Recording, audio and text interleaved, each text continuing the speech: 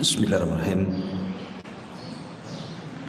Assalamualaikum warahmatullahi wabarakatuh. Alhamdulillah wassalatu wassalamu ala Rasulillah wa ala alihi wa sahbihi wa mawalah wa la hawla wa la quwata illa billahi wa ba'du.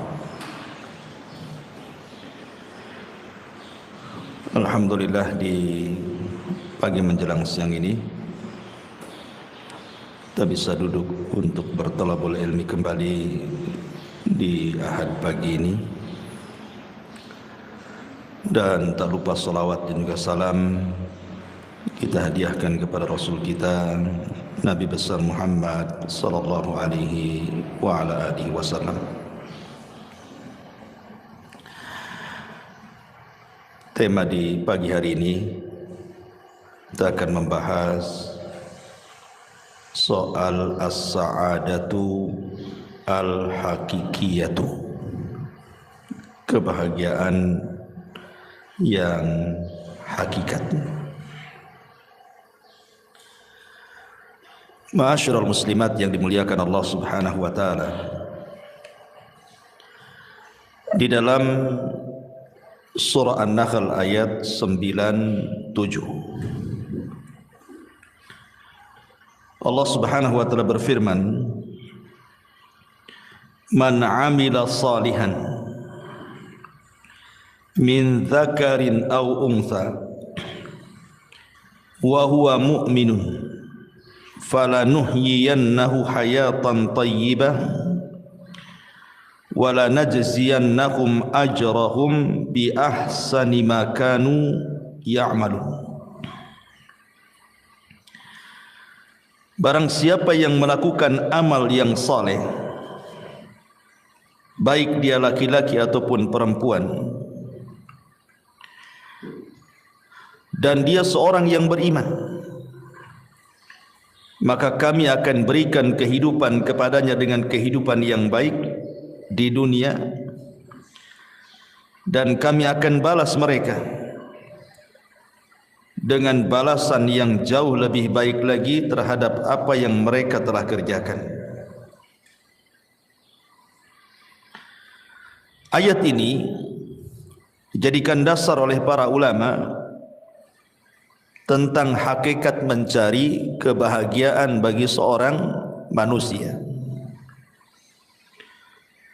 Bahwa Allah Subhanahu wa taala mengatakan, "Man 'amila salihan", barang siapa yang beramal saleh, baik dia laki-laki ataupun perempuan, dan dia beriman, maka kami akan berikan kehidupan yang baik, maksudnya kebahagiaan di dunia dan juga kebahagiaan di akhirat dengan dilipat gandakan balasannya. Ulama mengatakan bahwa kebahagiaan itu ada di tiga perkara. Kebahagiaan itu ada di tiga perkara. Pertama, rahatul bali. Yang kedua, al-qana'atu. Dan yang ketiga, ta'atullahi azza wa jalla. Yang pertama, rahatul bal. Rahatul bal itu artinya menenangkan pikiran. Karena kebahagiaan itu sebenarnya sesuatu yang tidak bisa didefinisikan. Bahagia itu apa? Kalau orang ditanya bahagia itu, kadang-kadang bingung juga mau jawab itu. Bagaimana manusia bisa bahagia? Lahir saja dia nangis, mati pula ditangisi. Mana bahagianya? Lahir nangis, ketika dia mati ditangisi orang. Sehingga kemudian para ulama ketika membahas masalah apa itu as-sa'adah, kebahagiaan itu, definisi mereka itu berbagai macam. Sehingga kemudian banyak yang mendefinisikan itu dengan contoh akhirnya. Salah satunya adalah bahwa bahagia itu kalau rahatul bali, kalau pikiran kita itu senang. Kalau pikiran kita senang itu pasti bahagia. Dari sini kita tahu bahwa rahatul bal itu adalah kenikmatan penduduk sorga. Karena penduduk sorga itu apabila dimasukkan ke dalam sorga, Allah katakan wa naza'na ma fi sudurihim min ghillin ikhwana. Kami cabut pada dada-dada dan hati-hati penduduk sorga itu al-ghil, hasad, dengki, dendam, pokoknya penyakit hati. Baru kemudian dimasukkan ke dalam sorga. Jadi penduduk sorga itu pikirannya tidak aneh-aneh gitu. Dia tidak memikirkan orang, kenapa orang bicara soal dia, atau kenapa dia tidak melakukan seperti orang yang lakukan. Karena biasanya orang kepikiran itu karena dua perkara ini. Jadi kalau ada orang membicarakan keburukan kepada kita, kita katakan kenapa dia ngomong tentang aku seperti ini. Kepikiranlah kan gitu ya. Atau melihat seseorang melakukan sesuatu, kemudian kita berpikir kenapa saya tidak juga melakukan seperti dia. Kepikiran jadinya ya. Jadi penduduk sorga itu tidak ada kepikiran seperti itu, karena sudah dihilangkan hasad dalam hatinya, sudah dihilangkan dengki dendam, sehingga memang tenang hatinya. Makanya kebahagiaan itu caranya adalah rahatul bal, tenangkan hati, itu maksudnya. Rahatul bal itu menenangkan hati. Kalau ada ucapan-ucapan yang gak enak itu tenangkan saja, jangan dipikirin gitu. Karena bukan hanya sekelas ibu ya, sekelas Aisyah Ummul Mukminin radhiyallahu anha. Aisyah Ummul Mukminin radhiyallahu anha, wanita yang paling cerdas, wanita yang paling dicintai Nabi sallallahu alaihi wasallam saja dibicarakan orang. Jadi suatu hari Aisyah Ummul Mukminin ini kebagian Qur'ah. Qur'ah itu maksudnya undian dari sekian istri si Nabi yang boleh ikut perang bersama Nabi. Karena kan tidak semua istri Nabi itu ikut perang, sehingga demi keadilan di Qur'ah diundi siapa yang berhak ikut dan siapa yang tidak berhak ikut. Aisyah radhiyallahu anha kebetulan ketika itu yang ikut perang bersama Nabi, menemani Nabi sallallahu alaihi wasallam safar dalam kondisi atau dalam keadaan berjihad. Menang pulang. Lah ketika pulang itulah Aisyah radhiyallahu anha di malam hari ingin buang hajat. Karena Aisyah itu kan berada di rumah-rumahan unta. Zaman itu kan belum ada mobil ya. Wanita biasanya diletakkan di rumah-rumahan, yang rumah-rumahan itu diletakkan di punuk unta. Jadi Aisyah radhiyallahu anha ketika itu minta izin kepada pasukan untuk buang hajat tengah malam. Berangkatlah Aisyah radhiyallahu anha ke padang pasir menjauh dari pasukan. Entah karena lamanya dia buang hajat, sehingga dikiranya oleh pasukan itu Aisyah sudah pulang dan sudah kembali ke rumah-rumah di atas unta itu. Berangkatlah pasukan ini. Ketika sudah berangkat, Aisyah selesai buang hajat, rupanya ketinggalan, nggak ada orang. Tapi Aisyah ini cerdas, dia tidak mungkin menyusul pasukan, karena kalau menyusul bahaya. Mendingan dia nunggu saja di situ. Boleh jadi nanti kalau orang-orang itu tahu bahwa dia belum ada di rumah-rumahan unta itu, pasti balik lagi. Jadi Aisyahnya menunggu saja. Lah saat menunggu itulah rupanya ada seorang sahabat namanya Safwan ibn Mu'attil ketinggalan pasukan. Ketika Safwan ibn Mu'attil ini melihat Ummul Mukminin Aisyah radhiyallahu anha, kaget dia. Kenapa kok Aisyah ada di situ? Akhirnya kemudian tidak banyak bicara. Aisyah radhiyallahu anha suruh naik di atas tunggangan unta yang dibawa Safwan. Dia pun berjalan membawa pelananya sampai ke pasukan. Maka lewatlah ketika itu di hadapan seorang tokoh munafik namanya Abdullah ibn Ubay ibn Salul ibn Sabah. Maka ketika itulah kemudian diisukan Aisyah radhiyallahu anha selingkuh dengan Safwan ibn Mu'attil. Dan dalam sekejap saja berita itu menyebar di kota Madinah bahwa Aisyah berzina dengan Safwan, Aisyah berzina dengan Safwan. Bayangkan qadarullah ketika itu Aisyah radhiyallahu anha sakit karena memang safar jauh, terlampau lama dalam peperangan sehingga jatuh sakit Aisyah. Ketika sakit, dia tidak tahu berita tentang dia di luar sana. Karena dia di dalam rumah terus kan sakit. Tidak tahu kalau di luar itu dia sedang difitnah bahwa dia selingkuh dengan Safwan ibn Mu'attil. Sementara Nabi SAW terus menunggu wahyu. Kok enggak turun-turun wahyu ini? Maksudnya kalau memang Aisyah itu berzina, kasih tahu. Maksudnya turun wahyu gitu ya. Atau kalau dia tidak berzina ya tolong kasih tahu juga lah kan gitu. Turun wahyu juga gitu. Tapi selama sebulan itu tidak turun-turun wahyu itu. Sesak dada Nabi. Akhirnya kemudian Nabi SAW datang ke tempat Aisyah radhiyallahu anha. Bayangkan 1 bulan Rasul tidak mau menemui Aisyah. Tapi memang harus ditanyakan karena masalahnya tidak ada wahyu.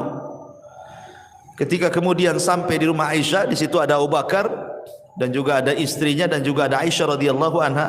Rasul belak-belakan mengatakan, wahai Aisyah, kalau engkau jujur, maksudnya kalau memang engkau melakukannya, tinggal bertobat gitu ya. Nanti Allah Subhanahu wa taala akan mengampuni dosamu. Tapi kalau engkau tidak melakukannya, pasti nanti turun wahyu dari 7 lapis langit sana bahwa engkau tidak akan melakukannya dan engkau tidak pernah melakukannya dan dustalah perkataan orang-orang itu. Akhirnya kemudian sesaat setelahnya turun wahyu surah An-Nur 1-9 bahwa Aisyah Ummul Mukminin radhiyallahu anha berlepas diri dari tuduhan perzinahan atau perselingkuhan dia dengan Safwan ibn Mu'attil. Dari sini kita tahu bahwa sekelas Aisyah radhiyallahu anha saja dibicarakan manusia. Ya. Atau Maryam bintu Imran. Sama juga Maryam juga. Maryam itu kan wanita suci, Bu. Dia tidak pernah keluar dari mihrabnya.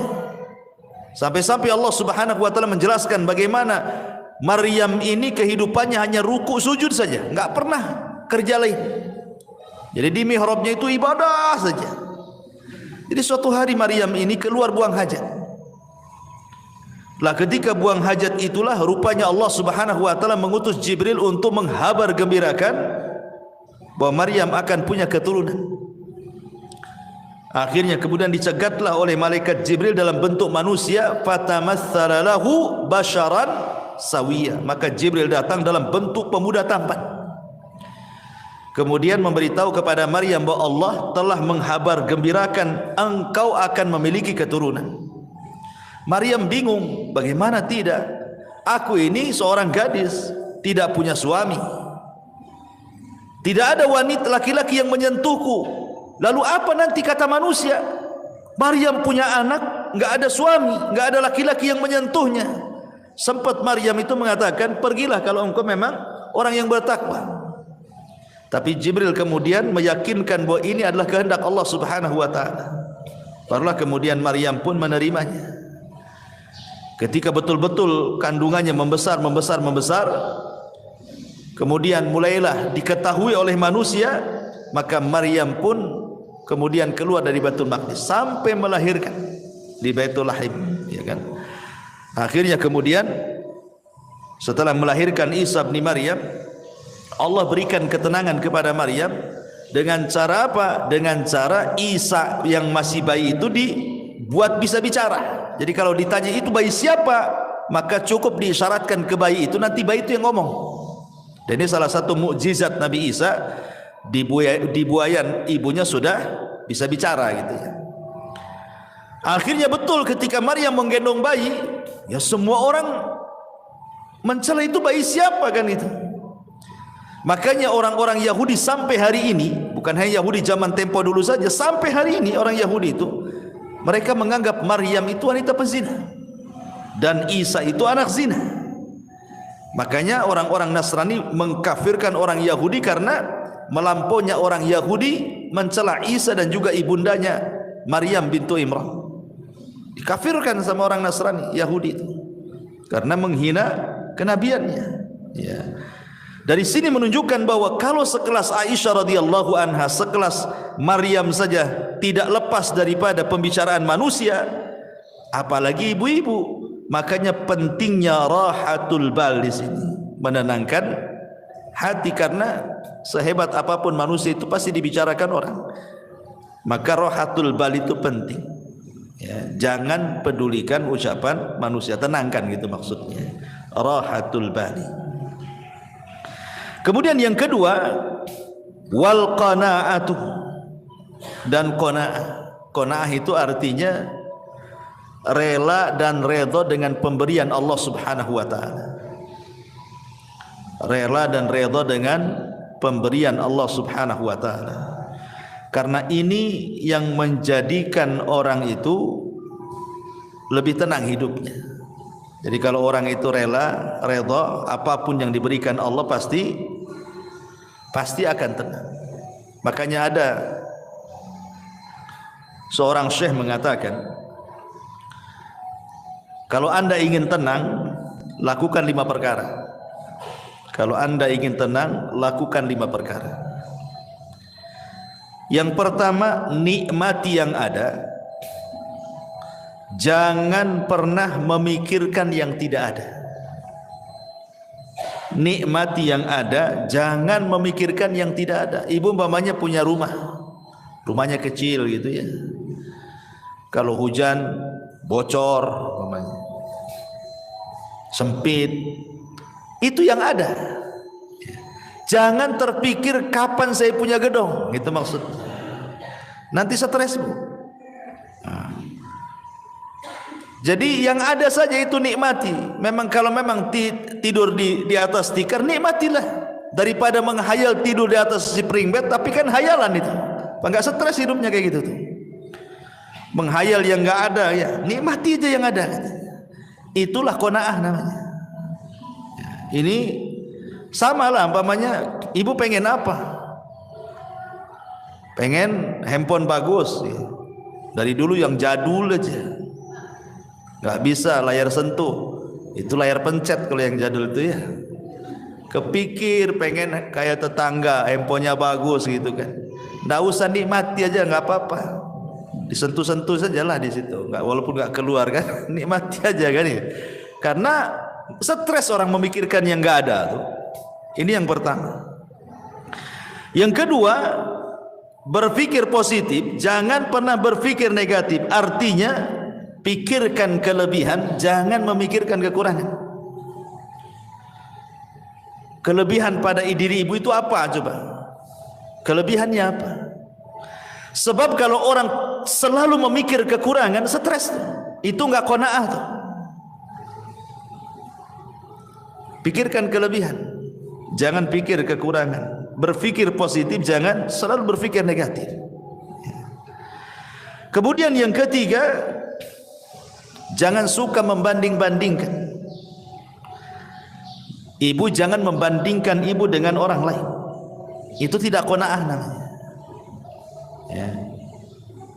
Artinya bahwa kalau seandainya Allah Subhanahu wa taala sudah takdirkan memang ibu seperti itu, anggaplah secara ekonomi, memang suami kerjanya ya apalah, supir taksi, ojek online, GoFood atau apalah istilahnya kan.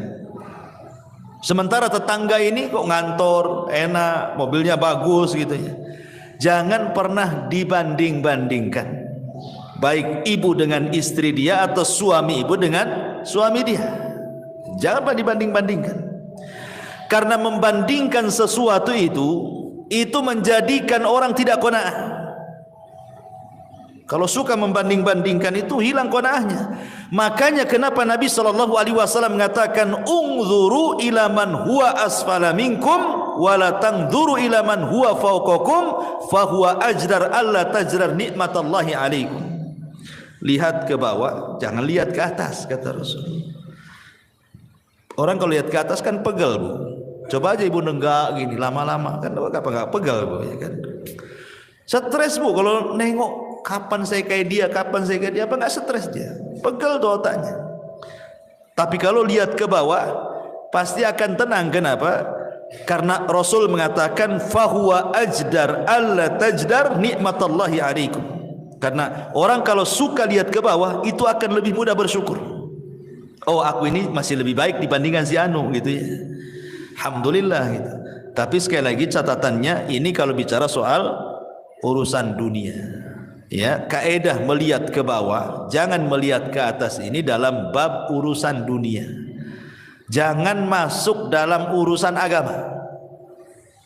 Sebab kalau urusan agama kaedahnya terbalik. Lihat ke atas, jangan lihat ke bawah. Ya. Pamannya tetangga sholat 5 waktu.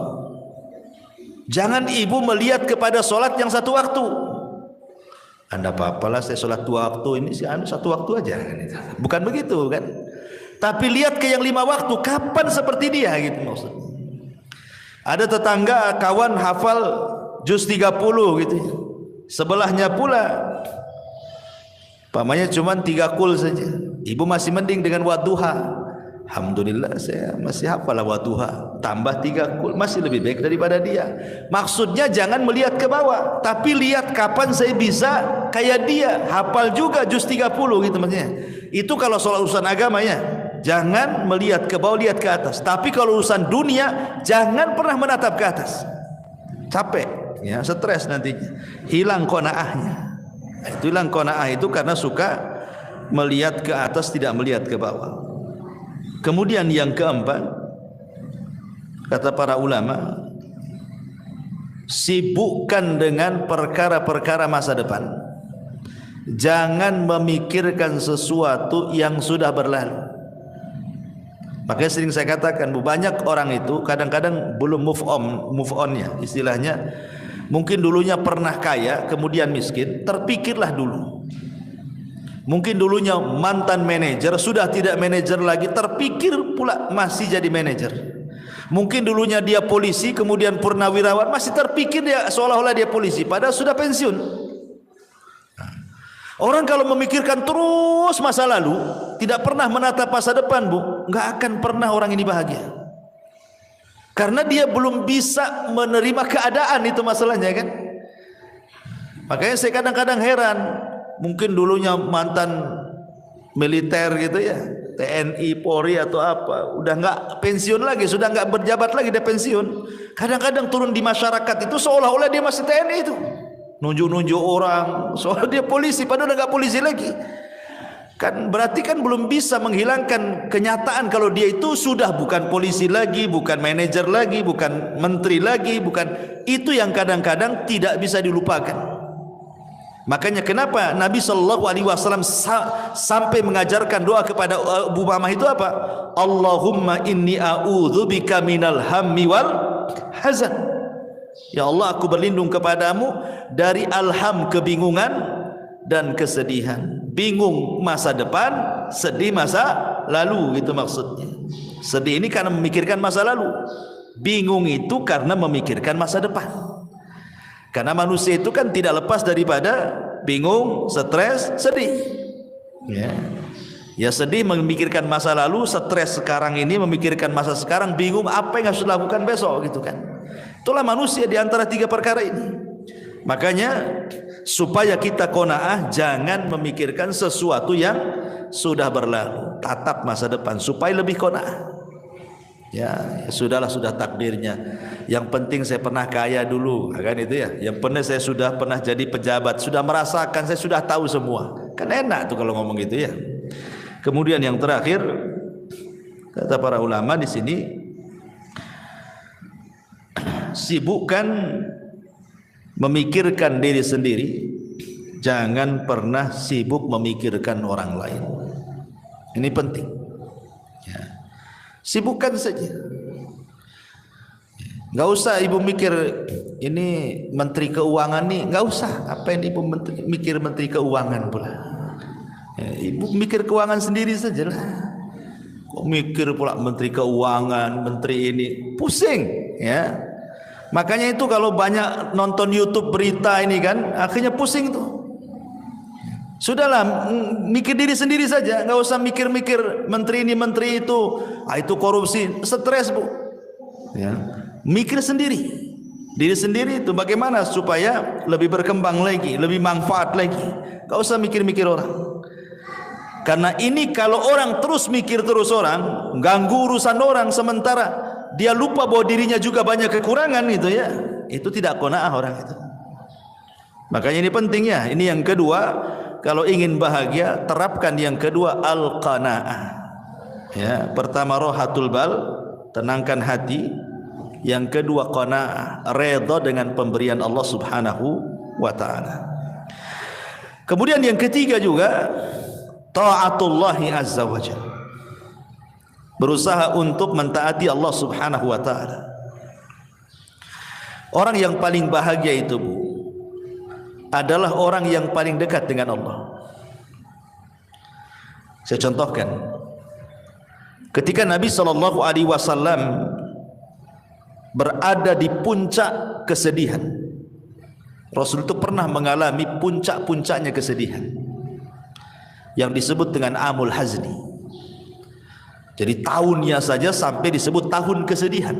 Saking sedihnya sekali Nabi itu sampai tahunnya disebut amul hazni. Bayangkan, di tahun yang sama Abu Thalib meninggal dunia. Kemudian setelah Abu Thalib meninggal dunia, disusul istri tercintanya Khadijah bintu Khuwailid. Kemudian belum selesai Khadijah meninggal, datang pula 8 kabilah Quraisy mengancam Nabi. Kalau sampai melakukan dakwah, melanjutkan dakwanya akan dibunuh. Akhirnya Nabi SAW ke Taif. Sampai di Taif dilempari batu lagi. Itu memang momen-momen tersedih bagi Nabi SAW. Tapi Nabi SAW berusaha untuk berdoa kepada Allah dan mengatakan, illam takun alayya sakhatun fala ubali. Kalau ini bukan dalam bentuk azabmu kepadaku ya Rabb, aku tidak peduli. Maka Allah Subhanahu wa taala ingin membuat Nabi SAW melupakan segalanya. Bagaimana kesedihan kepada pamannya Abu Thalib, istri tercintanya Khadijah, ancaman orang-orang Quraisy, sempitnya dakwah, Allah ingin hilangkan dan jadikan kebahagiaan. Apa yang dilakukan Allah? Allah buat Nabi SAW naik ke langit. Kemana? Ke Sidratil Muntaha. Untuk apa? Untuk melupakan segalanya. Artinya Nabi ingin didekatkan kepada Allah. Ya kan, semakin tinggi kan semakin dekat, karena Allah kan berada di atas ketinggian. Ketika Nabi SAW dalam kondisi sulit sesulit apapun, Allah berikan secercah kebahagiaan dengan cara didekatkan dia kepadanya. Maka terjadilah peristiwa dalam sejarah yang disebut dengan Isra dan juga Mi'raj. Untuk apa? Membahagiakan Nabi supaya tidak sedih lagi. Didekatkan kepada Allah sampai di Sidratil Muntaha. Kemudian disyariatkan satu ibadah yang dengan ibadah itu membawa kebahagiaan. Salat. Salat itulah ibadah yang membawa kebahagiaan. Kenapa? Karena disyariatkan di langit salat itu. Di dekat Allah Subhanahu wa taala. Makanya dalam salat itu ada satu gerakan yang menunjukkan penghambaan diri seorang hamba kepada Allah. Apa itu? Sujud. Wajah ini, kalau ibu anggota badan ibu dari atas kepala sampai kaki, yang paling mulia itu wajah. Yang paling mulia. Makanya kalau ditampar wajah orang itu, maka akan berbekas sakit hatinya. Beda kalau dipukul paha, dipukul apa kan, nggak berbekas. Tapi kalau udah wajah diludahi, ditampar itu kan sakit hati luar biasa. Kenapa? Karena memang dari semua anggota badan yang paling mulia itu adalah wajah. Ya. Sementara tanah itu ada sesuatu yang sangat hina kan gitu, karena diinjak manusia. Tanah yang bumi yang kita injak itu kan rendah karena diinjak kaki. Ketika ibu kemudian meletakkan sesuatu yang sangat mulia, diletakkan di sesuatu yang sangat rendah, itu menunjukkan apa? Penghambaan namanya. Ya kan? Wajah ini mulia, tanah ini hina karena diinjak kan. Jadi ibu meletakkan sesuatu yang mulia kepada sesuatu yang hina hanya untuk menghambakan diri kepada Allah.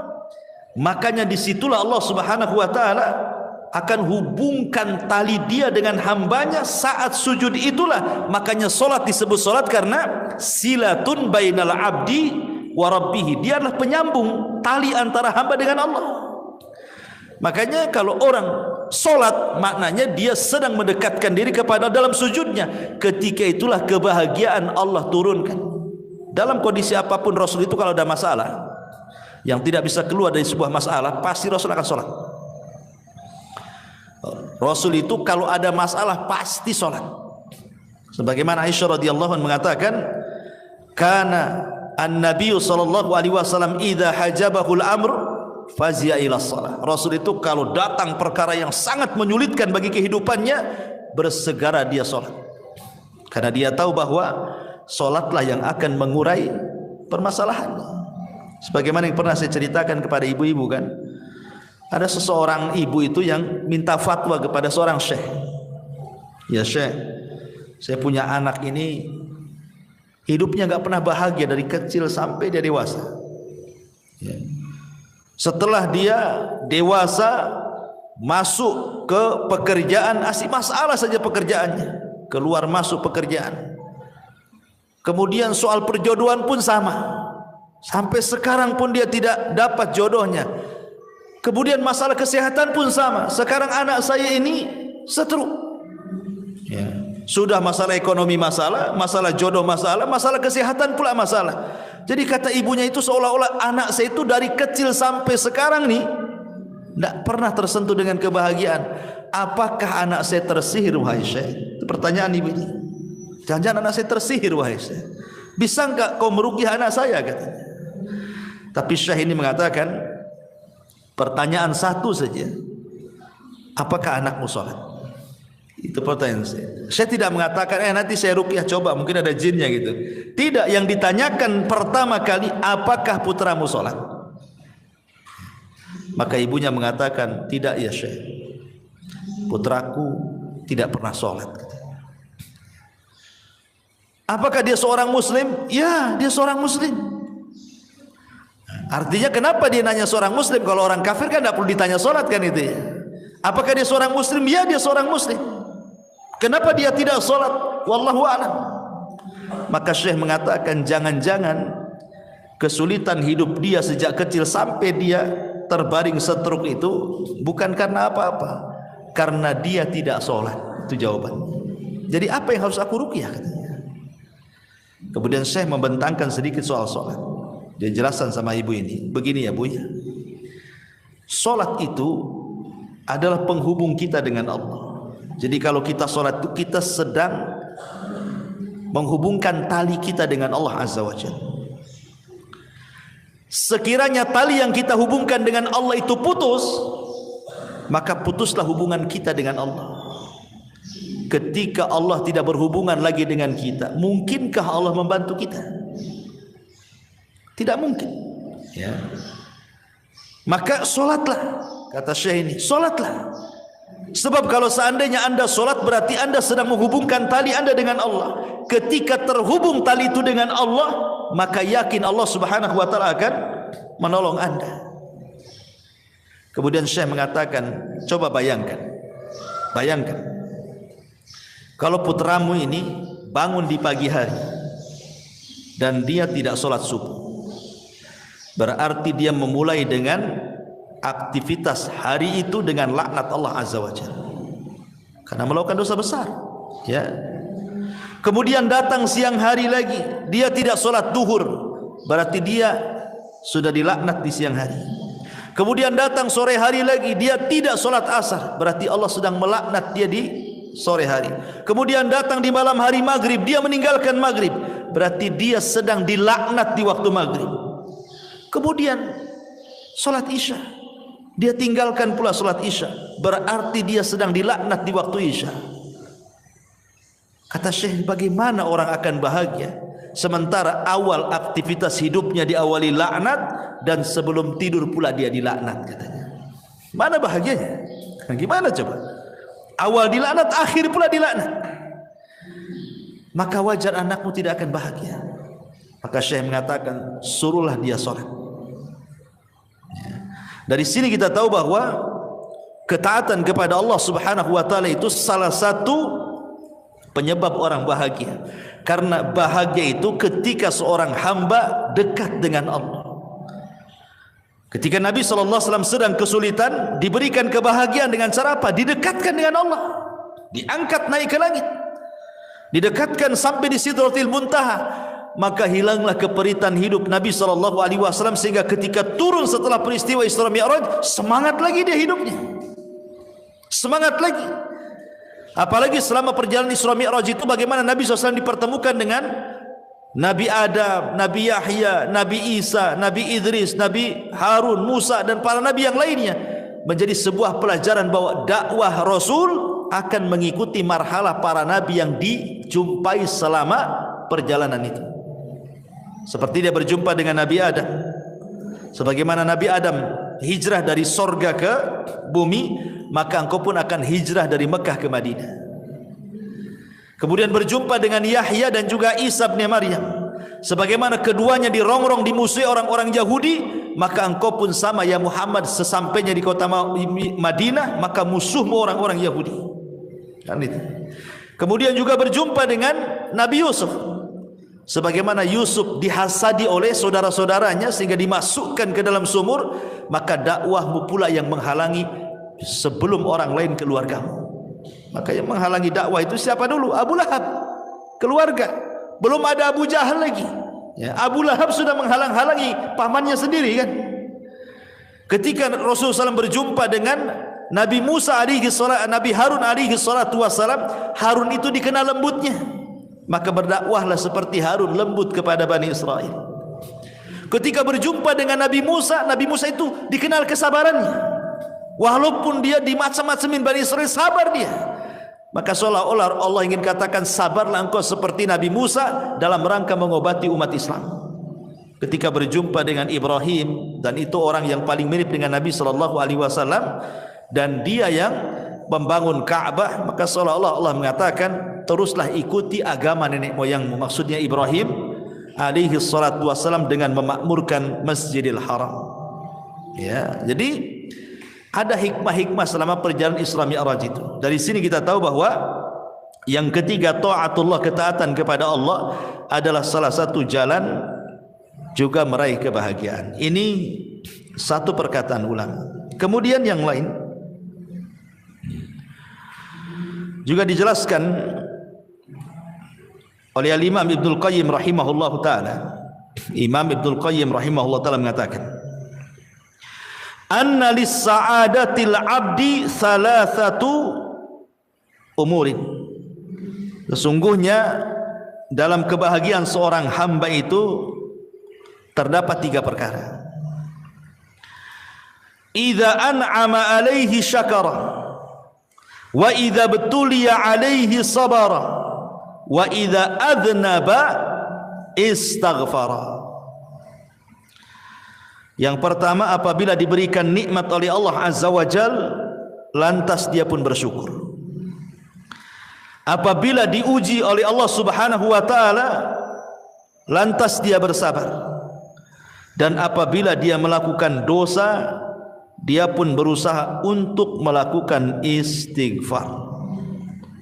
Melakukan istighfar, meminta ampun kepada Allah Subhanahu wa taala. Ma'asyiral muslimat yang dimuliakan Allah Subhanahu wa taala. Di sini Imam Ibnul Qayyim rahimahullahu taala memberikan konsep 3 kebahagiaan. Kalau tadi kan konsep 3 kebahagiaan, pertama berusaha menenangkan pikiran, jangan memikirkan banyak hal, hilangkan hasad, hilangkan dengki macam-macam ya. Kemudian qanaah, kemudian lebih taat lagi kepada Allah. Maka konsep Imam Ibnul Qayyim berbeda lagi. Kalau ingin bahagia, yang pertama apabila mendapatkan nikmat bersyukur. Apabila mendapatkan nikmat bersyukur. Ini kaitan dengan qanaah juga kan? Ya, qanaah itu artinya apa? Syukuri yang ada, jangan memikirkan yang tidak ada. Nikmati yang ada, jangan menikmati yang tidak ada. Yang ada saja. Wa in ta'uddu nikmatallah la tuhsuha, kan itu. Kalau anda hendak menghitung nikmat Allah, Tidak mungkin terhitung nikmat Allah itu. Banyak kok nikmat Allah itu. Kemudian yang kedua konsepnya ini yang penting juga. Apabila ditimpa musibah, dia bersabar. Ini yang paling penting dalam konsep kebahagiaan. Karena biasanya ketika musibah itu terlalu berat, yang datang hanyalah keperitan dan kesedihan. Sering saya katakan, Bu, dalam beberapa kajian di sini kan, bahwa pada setiap perkara yang ada kebahagiaan, pasti di situ ada kesedihan. Perkara-perkara yang ada kebahagiaan di sebuah perkara, pasti terselip kesedihan di situ. Itu sudah matematika tuh, 1 tambah 1 2 tuh. Contoh, ibu bahagia dengan suami, yang punya suami. Tetapi di balik kebahagiaan ibu suka senang dengan suami itu, pasti suatu ketika ada kesedihan. Tatkala ibu bermasalah dengan suami, ya, atau uang bulanan kurang, sedih. Padahal ada duit dia, kok nggak dikasih saya, katanya. Artinya di sela-sela kebahagiaan itu pasti ada kesedihan tuh. Nengok anak-anak nih, nampak seneng lah anak-anak, apalagi yang masih lucu-lucu ya, usia 4-5 tahun gitu kan, masih lucu-lucunya tuh. Seneng kita nengok anak-anak tuh. Tapi ketika anak itu sakit arah gitu kan, sedihlah kita di situ. Jadi mana-mana tempat ada kebahagiaan, pasti terselip kesedihan di situ. Pasti, ya. Atau ketika ibu melihat harta, ibu punya mobil, punya rumah, punya uang gitu kan, kan senang itu, karena itu juga salah satu penyumbang kebahagiaan kan gitu. Siapa bilang mobil itu tidak menyumbang kebahagiaan? Masih enak naik mobil daripada jalan kaki kan, Bu? Capek jalan kaki, apalagi jauh, sedih kali itu.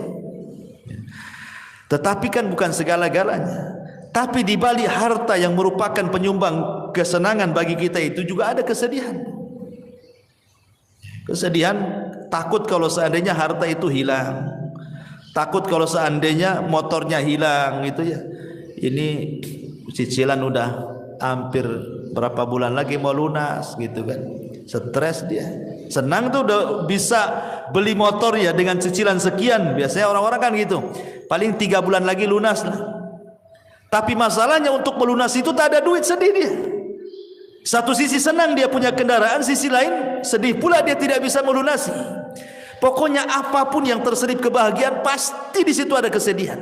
Apapun itu sudah memang ketentuan, ada bahagia, ada sedih, ada musibah, ada nikmat. Tetapi kata para ulama mengatakan, walaupun demikian, ya, seseorang itu harus memahami bahwa setiap kebahagiaan ada kesedihan, nanti Allah akan balik lagi. Setiap kesedihan itu pasti ada kebahagiaan. Kenapa demikian? Karena Allah Subhanahu wa taala mengatakan di 2 ayat pertama, wa tilkal ayyam nudawiluha bainan nas. Yang namanya hari itu diputar, Bu. Tidak mungkin Allah menciptakan dalam satu kondisi, tidak mungkin juga Allah menciptakan dalam kondisi yang lain. Begitu terus, tidak mungkin, mustahil. Nggak mungkin orang itu dibuat tertawa terus, apa nggak dianggap gila tuh kalau ketawa terus kan? Nggak mungkin juga orang dibuat menangis terus. Kadang orang itu dibuat Allah ketawa, kadang Allah buat dia menangis. Kadang Allah buat dia bahagia, kadang buat Allah susah. Begitulah kehidupan manusia. Tetapi walaupun demikian, karena Allah itu Rahim, Allah mengatakan inna ma'al usri yusran, inna ma'al usri yusra. Terkadang satu kesulitan itu Allah bukakan banyak kemudahan, ya. Karena Allah mengatakan al-usri dengan alif lam, sementara yusran itu dengan nakirah. Maknanya bahwa al-usri yang pertama adalah usri yang kedua, tapi yusran yang pertama bukan yusran yang kedua. Kan 2 kali diulang dalam Quran itu kan, inna ma'al usri yusran, inna ma'al usri yusran. Dan ayatnya 2 kali diulang tuh. Artinya al-usri yang pertama, usri yang kedua, tapi yusran yang pertama bukan yusran yang kedua. Gitu maknanya. ketika al-usri yang pertama adalah usri yang kedua, yusron yang pertama bukan yusron yang kedua, maknanya satu kesulitan bisa mendatangkan banyak-banyak kemudahan gitu maksudnya.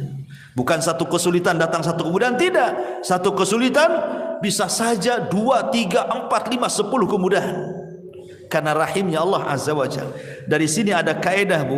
Belum tentu ketika Allah menutup satu pintu, kemudian pintu-pintu yang lain Allah tutup. Bahkan terbalik. Terkadang satu pintu Allah tutup, pintu banyak Allah buka. Makanya ada sebuah kaedah yang disebutkan para ulama, man taraka syai'an lillahi awwadallahu khairan minhu. Barang siapa yang meninggalkan sesuatu karena Allah, boleh jadi Allah akan berikan sesuatu yang jauh lebih baik dibandingkan yang ia tinggalkan. Contoh namanya orang dipecat dari perusahaan. Sedih dipecat dari perusahaan kan. Kalau dia kurang qanaah, kalau dia kurang tawakal, boleh jadi dia suudzon. Ya. Mungkin Tuhan PT dengan Tuhan di luar PT mungkin berbeda gitu. Ya. Dia pikir Tuhan ada di PT saja, di luar PT tak ada Tuhan. Sehingga akhirnya kayak kiamat tuh. Dikeluarkan di PHK itu kayak kiamat. Nanti makan apa, nanti ini itu kan gitu ya. Itu kalau kurang tawakal tuh. Tapi kalau dia kemudian berpikir lagi bahwa boleh jadi ini adalah keputusan Allah terbaik.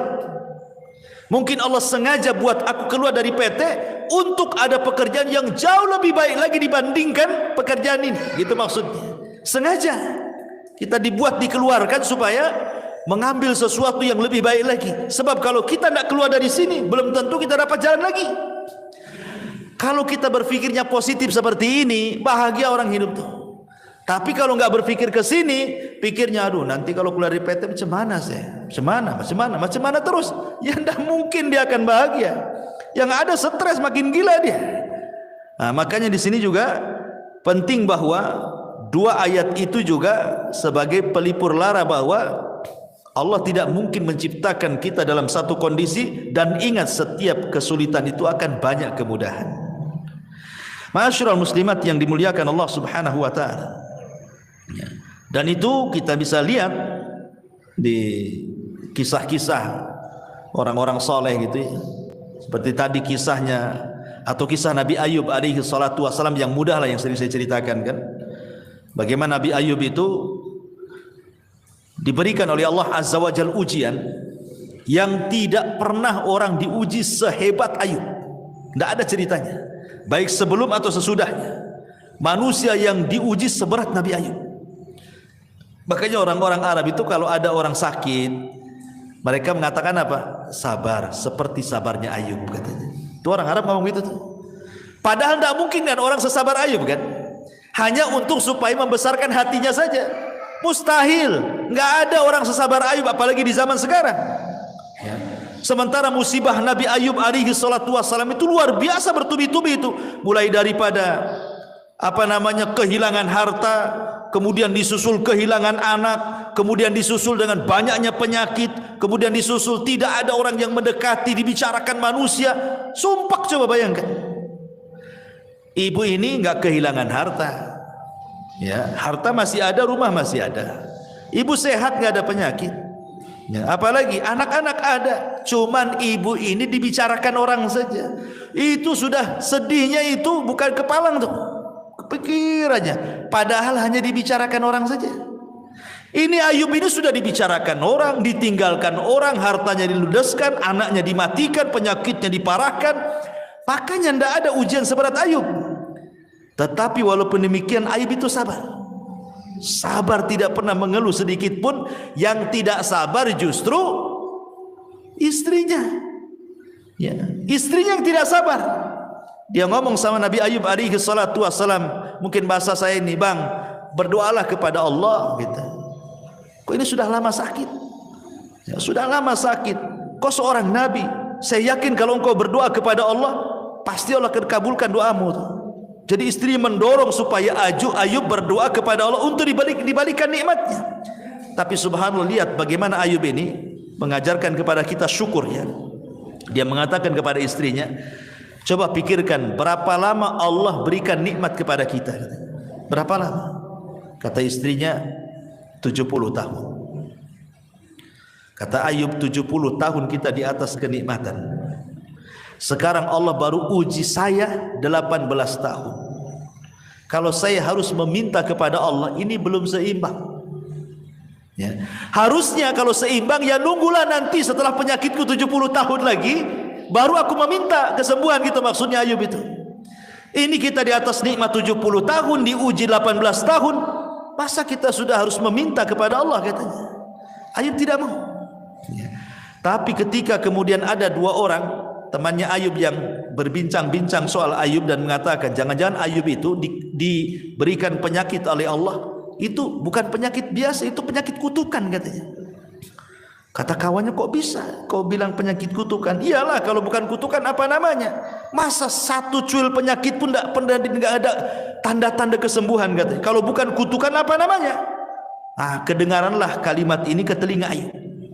Makanya Ayub mengatakan, Rabbi inni massaniya dhur wa anta arhamur rahimin. Ya Rabb, aku tahu engkau yang memberikan madarat ini kepadaku, tapi aku tahu juga bahwa engkau adalah zat yang maha pemberi kasih sayang dari hamba-hambamu penyayang. Maknanya seolah-olah Ayub mengatakan, ya Rabb, aku tahu bahwa engkau yang memberikan madarat ini kepadaku, tapi aku yakin tidaklah engkau memberikan madarat kepadaku kecuali karena sayangmu kepadaku. Itu maksudnya.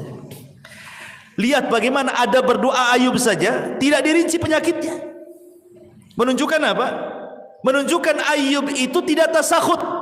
Tasahud itu artinya menolak takdir, kayak kita kan ngomel-ngomel sama Allah. Enggak.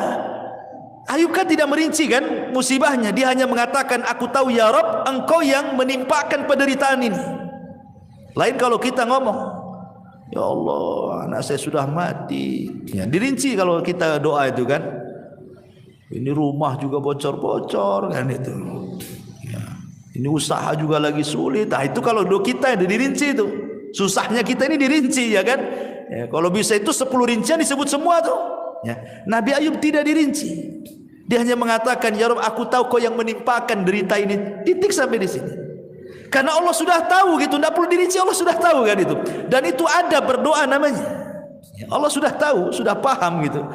Makanya sejak itulah Allah Subhanahu wa taala kabulkan permintaan Ayub dan Allah kembalikan nikmatnya. Dan ini dari sini ada kaidah bahwa barang siapa yang meninggalkan sesuatu karena Allah, pasti Allah akan ganti sesuatu itu yang jauh lebih baik lagi. Ya. Karena orang di depan musibah itu kan terbagi menjadi 3, Bu, ya. Yang pertama tasahud, tidak redha, tidak rela. Kemudian mulutnya ini ngomong macam-macam. Ya. Ini seburuk-buruknya orang. Orang ini nggak akan bahagia selamanya. Yang kedua, dia berusaha untuk rela, redha, ikhlas gitu ya. Tapi terkadang kalau disentuh hatinya keluar juga dia. Jadi pura-pura sabar saja, tapi kalau diajak bicara keluar semua keluhannya. Ya, tapi masih mendingan lah dibandingkan orang yang pertama. Kemudian yang ketiga, orang yang betul-betul ikhlas, betul-betul redha, lisannya pun dia tidak pernah mengeluh. Ya, bahkan dia sanggup mengucapkan alhamdulillah. Itulah sebahagia-bahagia manusia ketika dia bisa sabar, bisa rela, bahkan bisa mengucapkan alhamdulillah di depan musibah yang dialaminya. Kemudian ini diantara perkataan Ibnul Qayyim. Kemudian yang ketiga, wa idza adnaba istaghfara, dan apabila berdosa dia segera melakukan istighfar. Ma'asyiral muslimat yang dimuliakan Allah Subhanahu wa taala, inilah diantara konsep Imam Ibnul Qayyim ketika bicara soal kebahagiaan. Kemudian yang ketiga, konsepnya Sufyan Ats-Tsauri. Sufyan Ats-Tsauri rahimahullahu taala. Dia mengatakan bahwa ma baqili min na'imid dunya illa thalathin. Kata Sufyan Ats-Tsauri, aku tidak pernah merasakan nikmatnya dunia, maksudnya kebahagiaan dunia ini, kecuali karena 3 perkara. Kecuali karena 3 perkara. akhun thiqatun fillahi aqtasibu min suhbatihi khairan in ra'ani za'ighan qawwamani aw mustaqiman ragabani wa rizqun wasi'un halalun laysat lillahi alayya fihi tabi'atun wala li makhluqin alayya fihi minnatun wa salatun fi jama'atin akfi sahwaha wa arzak ajruha. Kata Sufyan Ats-Tsauri rahimahullah, yang pertama akhun thiqah. Kebahagiaan itu kalau memiliki kawan yang bisa dipercaya, di mana aku mengambil manfaat dari perkawanan itu. Kalau kawanku melihat aku menyimpang, dia berusaha meluruskanku. Kalau kawanku melihat aku istiqomah, berusaha memberikan dorongan, ya, kabar gembira sehingga makin istiqomah. Kemudian yang kedua, warizkun wasi'un, rizki yang luas, yang halal. Rizki yang luas, yang halal, di mana dengan itulah aku tidak menjadikan aku menjadi peminta-minta kepada manusia. Aku kaya gitu, enggak harus meminta-minta kepada manusia. Dan yang ketiga, solat jamaah. Yang ketiga, solat berjamaah. Dengan itulah aku bisa merasakan kebahagiaan. Jadi Sufyan Ats-Tsauri mengatakan bahagia itu ada di 3 perkara. Teman yang baik, yang kedua rizki yang luas dan halal sehingga dia tidak meminta-minta, dan yang ketiga pada solat. Ya, sebagaimana Rasul mengatakan kepada Bilal, ya Bilal, hayya nastari bis salat. Wahai Bilal, mari beristirahat, bersenang-senang dengan solat. Jadi beliau mengatakan seperti itu karena Sufyan Ats-Tsauri ini orang yang paling zuhud, orangnya kaya tapi zuhud. Jadi suatu ketika Sufyan Ats-Tsauri ini ditanya oleh muridnya, ya Imam, engkau ini selalu memberikan fatwa zuhud, tapi kok kaya? Katanya. Jadi pikiran orang yang bertanya itu, kalau bisa orang zuhud itu ya miskin gitu maksudnya ya. Jadi orang zuhud itu menurut dia harus miskin, compang-camping, makannya nasi kerak gitu ya. Ya pokoknya susah lah orang zuhud. Dikiranya seperti itu makna zuhud. Jadi orang ini mengatakan, ya Sufyan, engkau ini selalu menasihati zuhud, tapi kau juga kaya gitu ya. Lihat jawaban Sufyan Ats-Tsauri.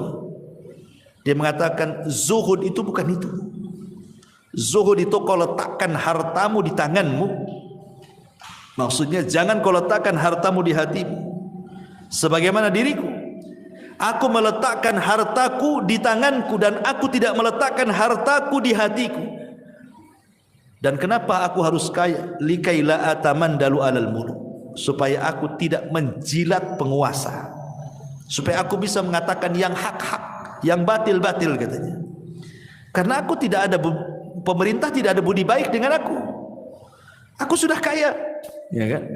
Sehingga aku tidak menjilat mereka, sehingga aku bisa menegur mereka, kata Sufyan Ats-Tsauri. Dari sini menunjukkan bahwa itulah bentuk kebahagiaan, salah satunya adalah rizki yang luas dan halal. Sebab kalau rizkinya sempit gitu kan, akhirnya apa? Terpaksalah pinjam-pinjam uang, kan gak bahagia jadinya kan.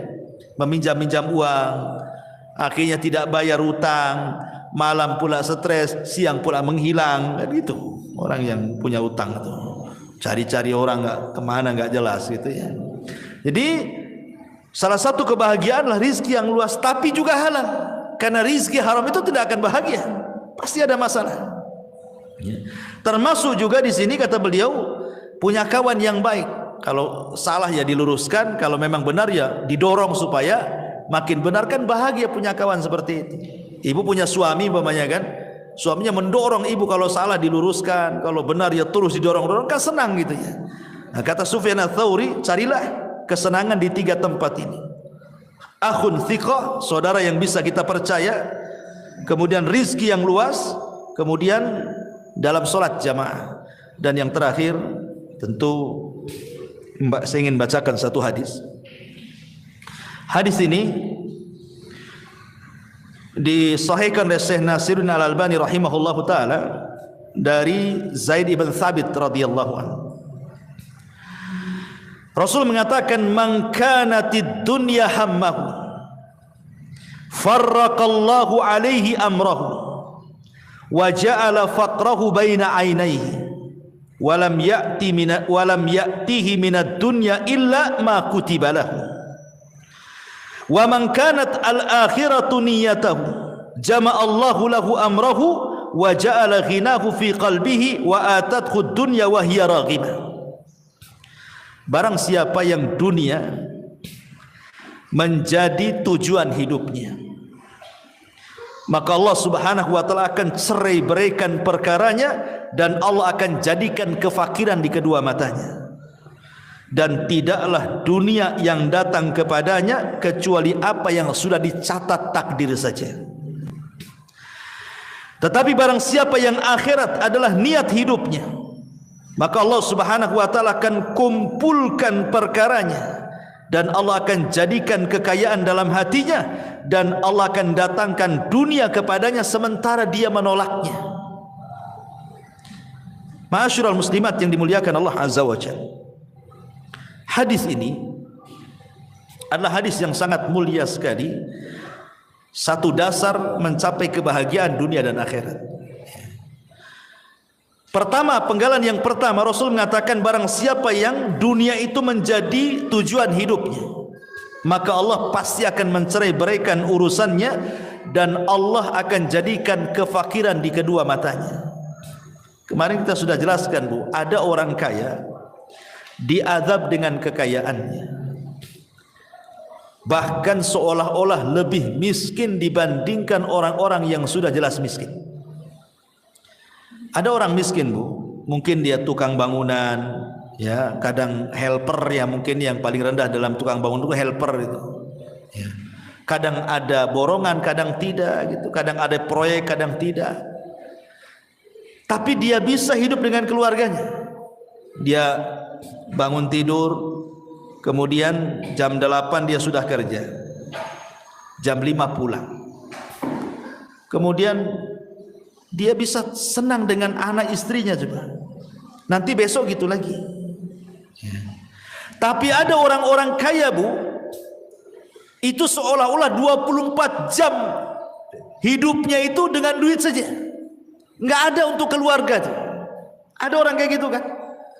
Karena orang kaya itu umpamanya, wah ini ada meeting ke Medan nih, seminggu di Medan. Sementara tukang bangunan ini di rumah terus dia sama keluarganya. Dari pagi bisa dia tengok istrinya. Ini nanti sebulan kemana? Sebulan kemana? Kapan tuh sama keluarganya dia? Itu kan orang ini diazab dengan kekayaan namanya tuh.